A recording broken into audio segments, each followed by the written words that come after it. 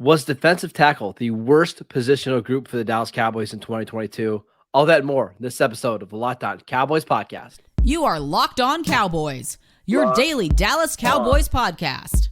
Part of the Locked On Podcast Locked Network, your On. team every day. Locked on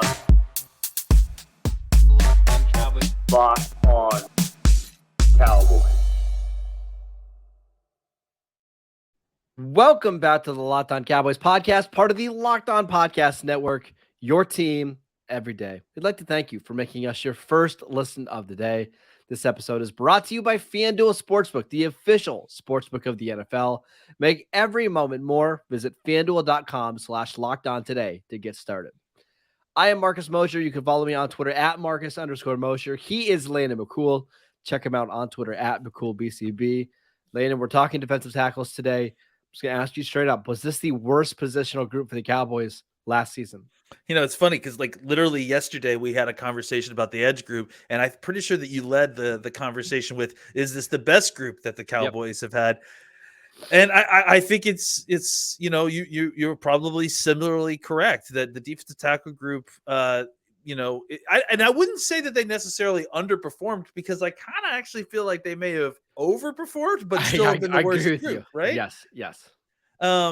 I agree. I think that, as far as just top to bottom talent and areas of need where there's improvement that needs to be kind of injected to, I think you've got one guy that you feel really, really good about, another guy who may not even technically play the position that you feel pretty good about, and then a couple guys who you felt like did an admirable job, but you feel like there's also some pretty severe room for replacement.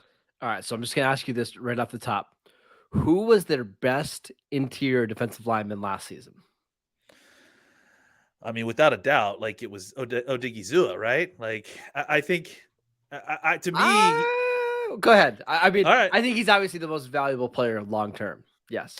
I think, just on a play-by-play basis, whether it's versus the run or versus the pass, I just think that he played the most consistently throughout the season, and was definitely the most valuable defensive interior piece. I'm interested to hear who you say. I think Carlos Watkins, especially at the end of the season, you can make a case. I just don't think it's a runaway. I think by the end of the season, Osa and Carlos Watkins were pretty similar.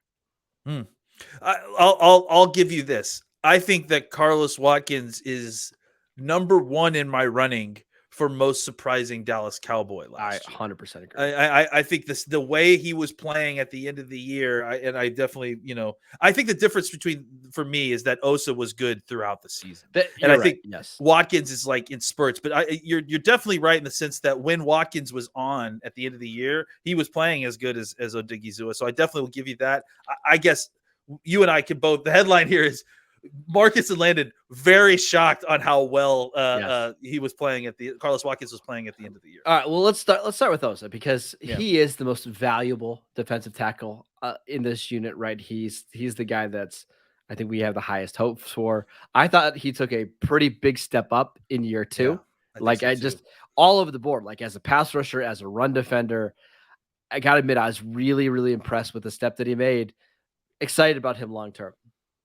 Yeah, and I'm pretty sure didn't I see that he won some award for most improved defensive lineman or something like that. So and I think it was fitting, it was from Pro Football Focus. They ranked every team's most improved player this year, and was also Odigizua for the Cowboys. And I definitely agree. I think that if you talk about just the jump that we were expecting and the jump that we got, I think that he did it.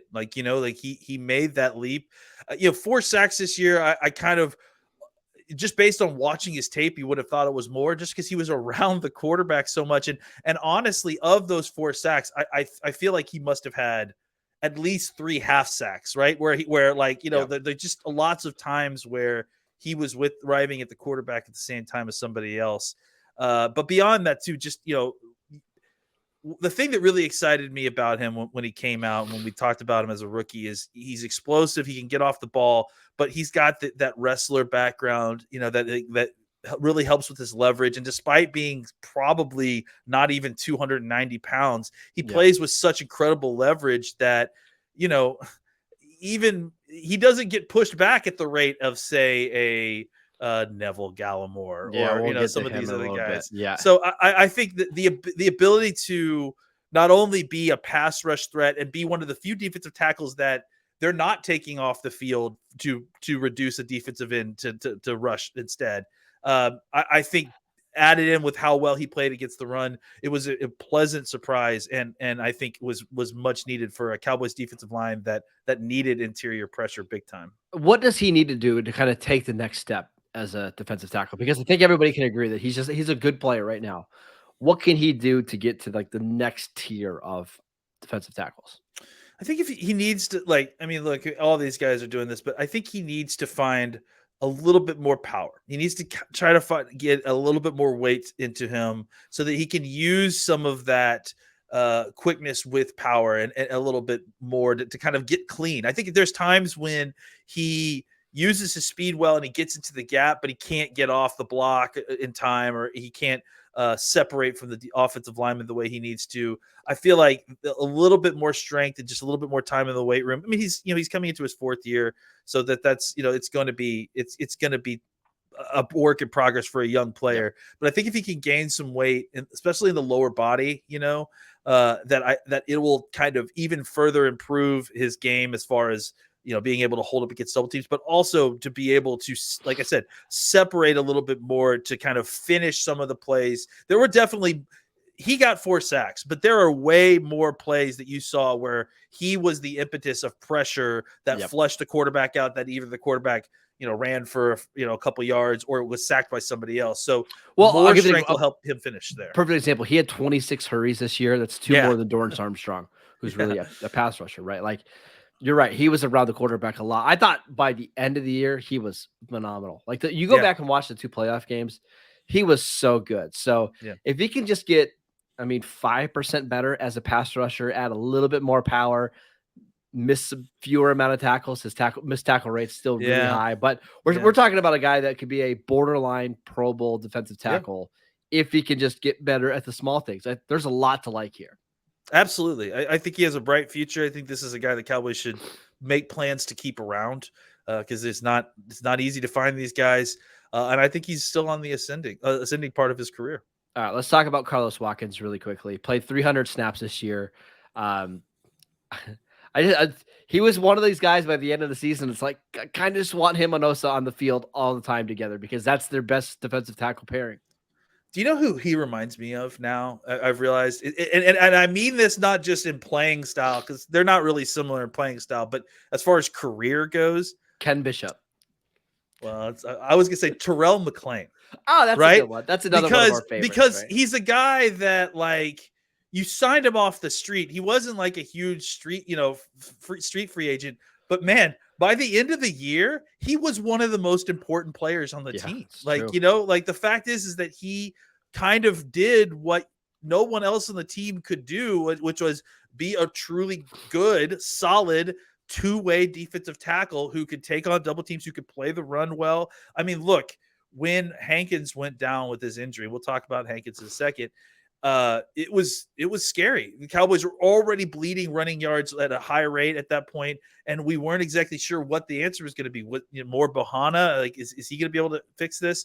And Watkins took his game up like a level and a half, specifically in the run game, and played like a man possessed. And I think that is what ultimately was able to kind of stabilize the run defense for that last part of the season that allowed us to kind of go on the run that was necessary to get us into the playoffs and where we were. So, I mean, honestly, like, again, in that sense that he's a guy that you want on the team, that you don't appreciate enough until it's time to play the games and you watch the tape and you're like, man, Watkins is just doing the thing. He's just doing it. Like, and it works. And it's really impressive, honestly. I mean, I can't say enough about Carlos Watkins. I think maybe as a starter, it's a little bit too much for him, but like, if you have him playing 23, 24 snaps a game as a rotational defensive tackle, give me that. Yeah. Give me that all day. Like, that's exactly what you want in a deep defensive line rotation. Love Carlos Watkins. Really fun player.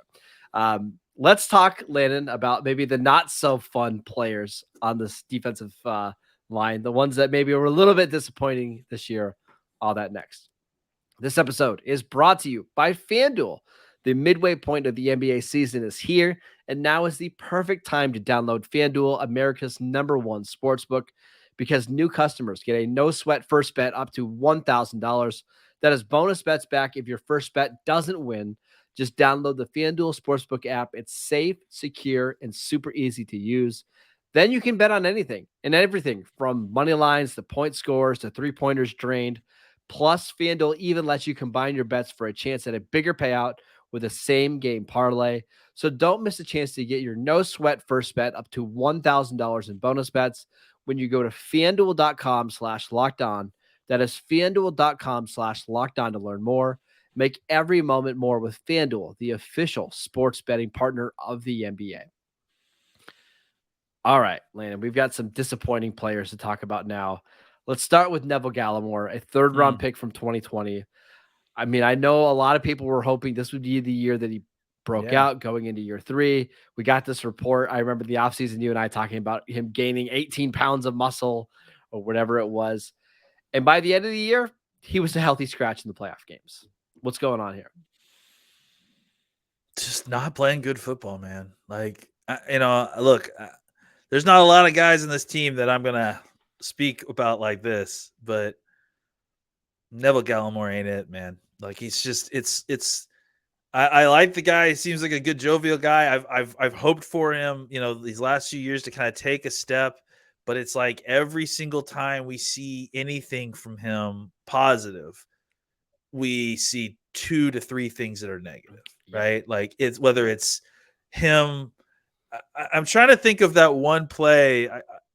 And this, again, this is a guy that's watched too many Cowboys football snaps this season. But there's one play, I think it was against San Francisco, where in the copy of the game, there was a completion to a wide receiver down the field, and Neville Gallimore makes the tackle like 15 to 20 yards down the field. And I think at the time everyone was kind of like, wow, good effort. Gallimore, great effort. Way to get down there. And then when you watch the tape, what had actually happened is that he was driven so far back off the line of scrimmage that by the time the ball had gotten to the wide receiver, I think it was an RPO, right? By the time the ball had gotten the wide receiver, they had just basically, blocked him into the passing lane, essentially. So, and that's a lot of what you see with him, is that anytime there's a double team opportunity, they're going towards Gallimore. And the reason they're going towards Gallimore is because he has no answer for it. No, nothing. He's got nothing. He's probably in the wrong scheme, like a Rod Marinelli one gapping scheme where he's just getting up the field.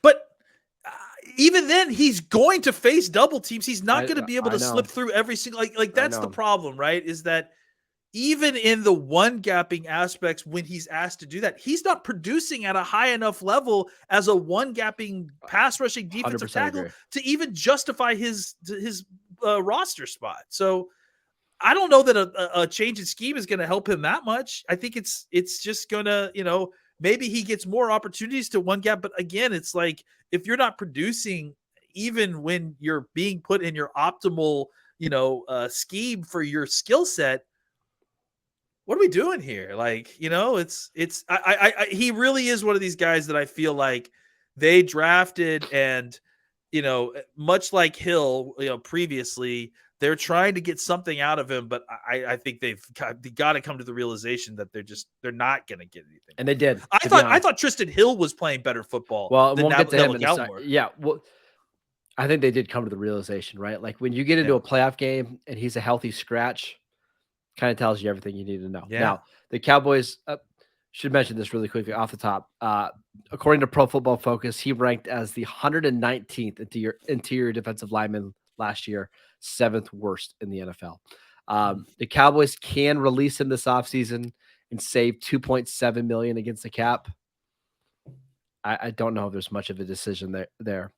I mean, it just seems like you could. I'd rather prioritize Jonathan Hankins, who we haven't gotten to yet, and Carlos Watkins than Neville Gallimore, because going into year 4, I don't see it happening. I mean, forget the money. I just don't want the opportunity cost to be lost on him anymore. You need other defensive tackles out on the field. Like, just stop putting him out there. Yep. Yeah, cut him. Get somebody Well, else. I feel for you're the just guy, but it's just he's such a liability when he's yeah, on the right. field. That's the thing is you can find somebody in free agency that's going to give you more at a cheaper price, and I Yeah. fully expect the Cowboys to do that.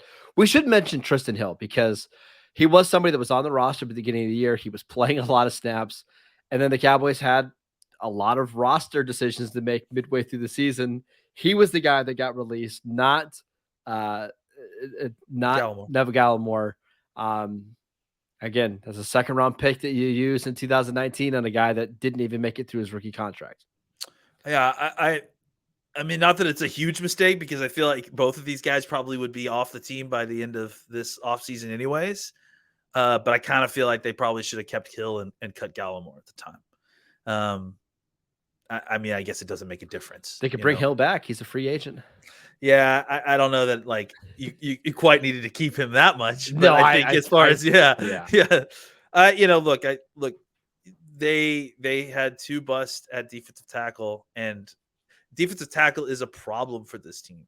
You know, it's and I think that there's a lot of hand wringing about the Cowboys not investing enough in defensive tackles and not prioritizing it in the draft. But I think we're seeing why they don't love doing it. It's because they haven't been great about picking them so far. I doesn't obviously mean you stop trying though. You've got no, absolutely not, absolutely not. I'm not I'm not trying to allow them to get away with this. They do need to keep investing here, and they do need to invest high picks because these are planet players, right? Like these are guys that there's not a ton of the guys on the planet that can play that athletic at 300 plus pounds. So you need to invest, in these guys because they're hard to find. But you could see why the Cowboys are hesitant because they've struggled to find what they need previously. Now, I would do 2 of these picks were, I mean, the 2 guys we're talking about. One of them was a big Marinelli guy. Gallimore, also kind of drafted by a previous DC that's no longer here. So I do think that there is some opportunity to kind of reset the board here, and maybe don't bring in the coach as much to kind of, or maybe you just trust this coach more than you've trusted the previous coaches to do it, which you probably should. But I think the Cowboys, I understand why the Cowboys are a little bit gun shy here because they have not had a ton of success drafting defensive tackles the way that they have other positions. We'll talk about the plan and how the Cowboys can improve their defensive tackles in just a second. I want to run through just a couple more guys. Like, let's do 15 seconds on each of these guys. I know that's not really fair to all of them, but Jonathan Hankins, who was acquired via trade, played 7 games for them. I think he worked out great. Just exactly what they were looking for. Not a huge revelation, not a huge disappointment. I think they got exactly what they paid for. I would be interested in bringing it back if he's interested in coming 100%. If he wants to continue to play football, I'll bring him back and give him 20 snaps a game. Yeah. Not a problem at all. Quentin Bohanna.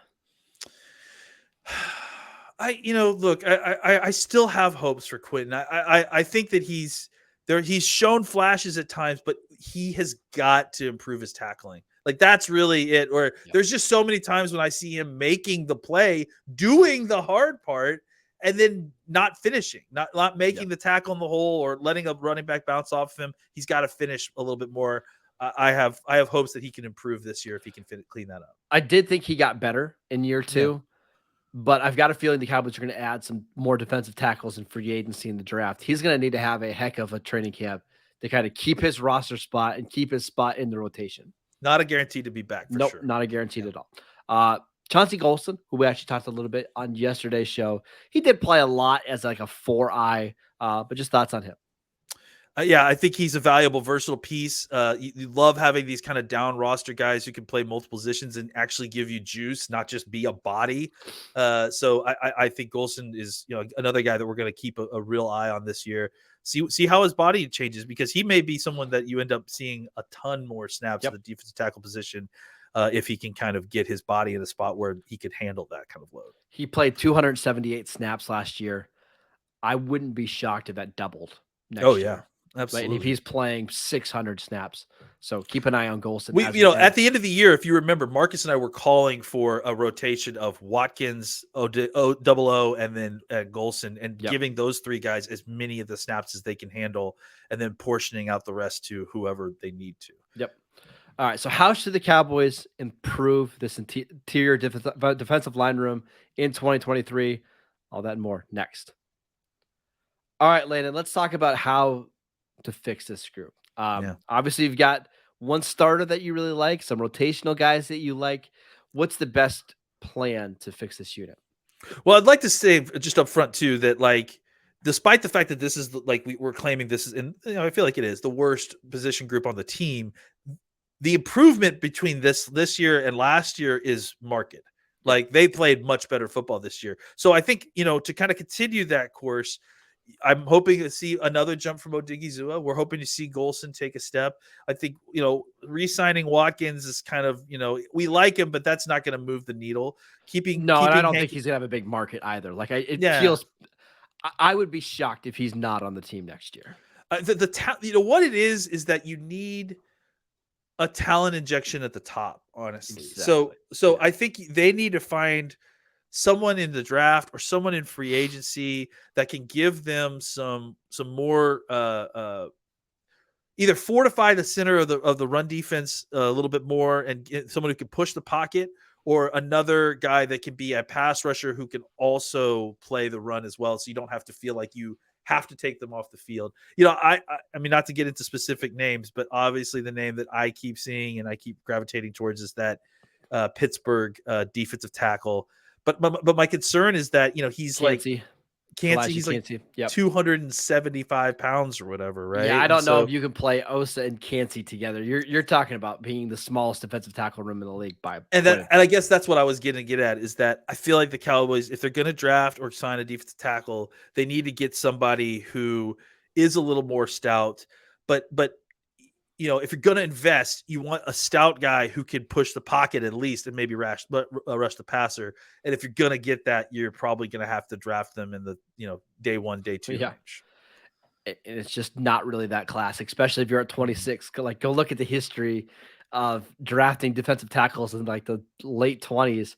Those guys don't fall very far for good reason. Like if you're a big, athletic freak who gets to the quarterback a lot in college, you're going top 10. Like it's just how it works. So probably means the Cowboys are going to look to free agency.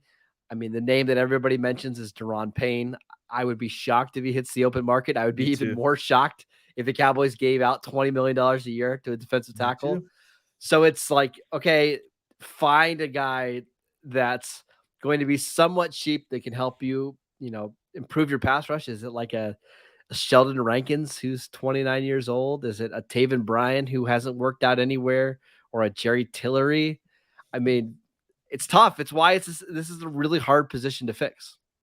I'm trying to remember, was Taven Bryan the 3 technique at Florida when Quinn was the coach? That's something to keep in mind. I don't think Dan Quinn was a coach there, but he was in that the Leighton Vander Esch draft, the 2018 draft. So maybe a year after Quinn had left or something like that. Yeah.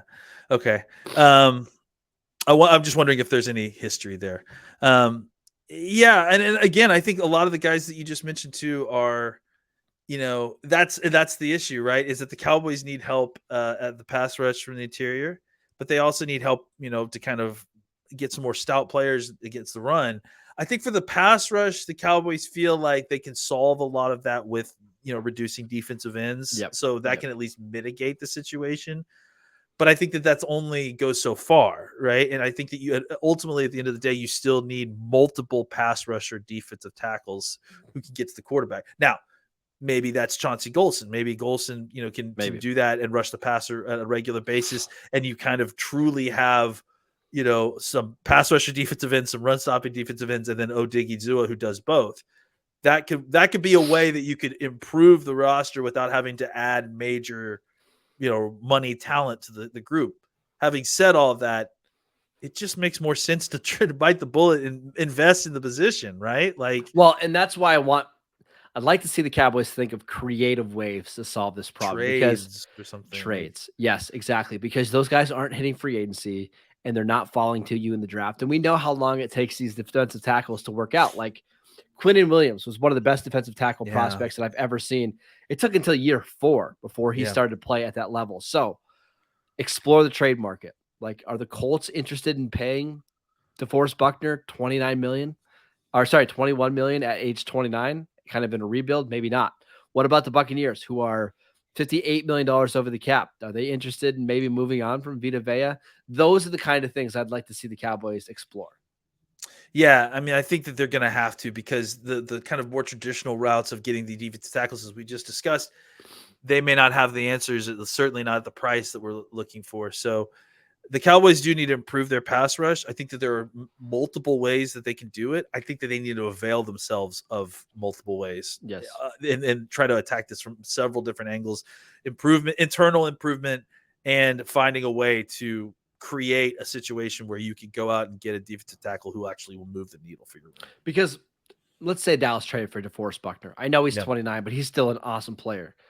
How much better are you feeling about their entire defense if it's DeForest Buckner and Osa as your defensive tackles, with Carlos Watkins, Hankins, and Golston backing them up? All of a sudden, we're talking about a defense that legitimately could be number one in most categories this year. Yeah, I mean, that's the thing. I mean, honestly, the dream here is that if there was some way to like put some sort of elite end defensive tackle onto this roster, yeah, now you're talking about getting to San Francisco 49ers defense level, right? Yes. Like where you have waves of depth both inside and outside of your defensive line, and you can just wear offensive lines out. So I also don't think it's a coincidence that like the last few Super Bowl winners were the Chiefs with Chris Jones, the Rams with Aaron Donald, the Bucks with Vita Vea, the Chiefs with Chris Jones. Like you look at a lot of these teams are just absolutely loaded at defensive tackle. It is one of the positions the Cowboys have been the weakest over the last couple of years. yeah. And I don't know if you mentioned, but the Rams with Aaron Donald, but yeah, I mean, just all the way down for as far as you can go. Or the Eagles last year with Hargrave and Fletcher Cox, and I mean, there's a million of those guys. This is the one position. If the Cowboys can go from, let's say, below average to good, I think you can make a huge jump as a team. Maybe that's what you need to get over the top. I think Odigizua is in that kind of third tier of defensive tackles, right? If you could add a first or second tier, and at the top of that third tier, I think he's probably getting close to entering in that second tier. If you could add another second tier or first tier defensive tackle somehow, probably not a first tier. I mean, those you're talking about Chris Jones, Aaron Donald, like you're talking like the Dalvin Tomlinson type of guys, right? Like or Payne. I mean, I think he's in that category. Second tier. But he's not gonna probably make it. But if you could add someone of that ilk to this line, yes, now we're talking. You're turning a weakness into a strength, and 100%. Now you're supercharging this defense. All right, that is it for today's show. Thank you guys for tuning in. On tomorrow's show, we've got Brad Spielberger from Pro Football Focus to come back and talk a little bit about some of the Cowboy free agents, how much cap space they have to spend, how much is Leighton Vander Esch going to be in free agency, what's Tony Pollard's market look like, all that and so much more. So make sure you check it out. Go follow Landon on Twitter at McCoolBCB. I'm at Marcus_Mosher. We'll see you guys next time.